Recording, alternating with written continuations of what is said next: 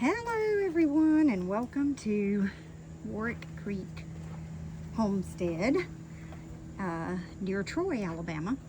But I was going to show you a couple ideas. I know that a chicken coop, it's hard to have grass in a chicken coop. Got a couple of things that you can do. I kind of just built this up with some blocks, as you can see. A couple of plants they don't really seem to bother, like I think that's mint. And a couple of other herbs, they just aren't really seeming to bother. Maybe they will. Growing in here, I've had several things. I had some red amaranth. They destroyed that. I have some dandelions trying to grow up right now, and I forgot, that's Malabar spinach right there. So just some different stuff. You can kind of do your research on what's good for chickens to eat.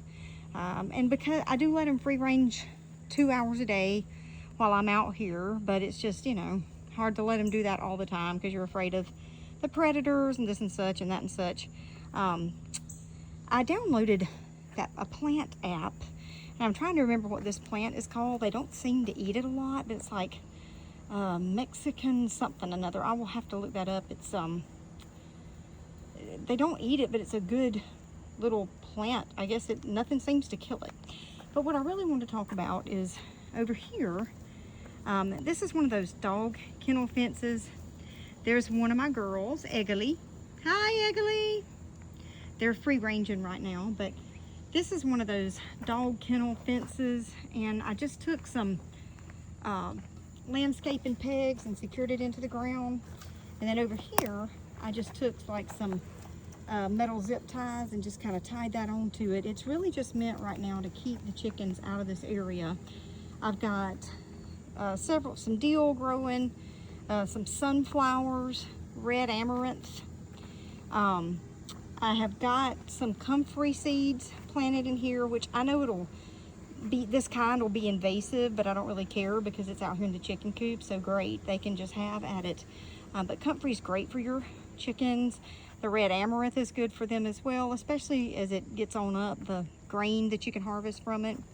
Doing quite a few sunflowers, and then over here I have a summer squash plant, but anyway, that's kind of for me. But just a good idea about what'll happen is when these plants really grow, I'll take the fence down and or move it to where the leaves can stick through or whatever. But it's just a good way to get some stuff growing in here. That's a blueberry bush that, like I say, when things get established, I'll come up with some sort of way to just keep the chickens, probably get some river rock or whatever they call it.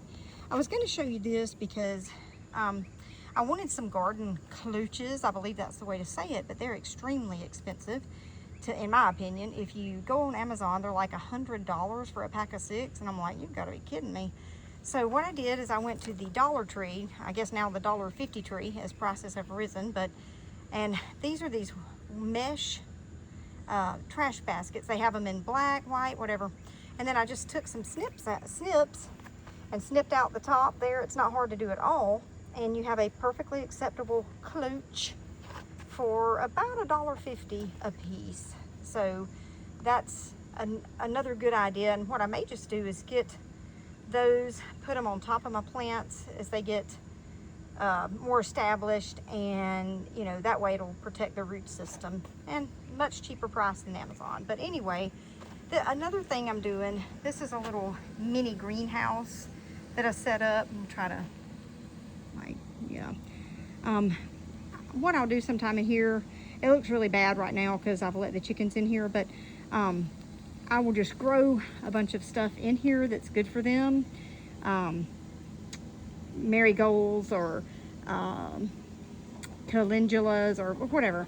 Grow it, and then when the plants are good and grown, just, you know, let them have at it. I did put this little grid-like system so they can't dig the root out, but as you can see, sometimes that doesn't exactly stop everything, but it's just, I'm just trying to protect the plants to some degree. But frankly, the ones I plant in here are for them anyway. So here come some of my girls back in. I don't know if any of you have the bare bottom. I was thinking about that song Fat Bottom Girls, but I guess it should be bare bottom girls. And I have tried everything. I just think when they molt and their feathers come back, that we won't have this problem. But one thing I have noticed is they love, love, love to peck each other's feathers. And I'm trying to give more protein. I'm doing this, I'm doing that, but it's not even, we had a little bit of a bullying situation, but that's been taken care of, and I can give you some tips on that. But it's not even that, they just love to do it. And then they'll pick their own feathers. I'm like, well, that's crazy. Anyway, we'll do another installment of Nightly Prayers with the Chickens coming up soon. Bye, guys.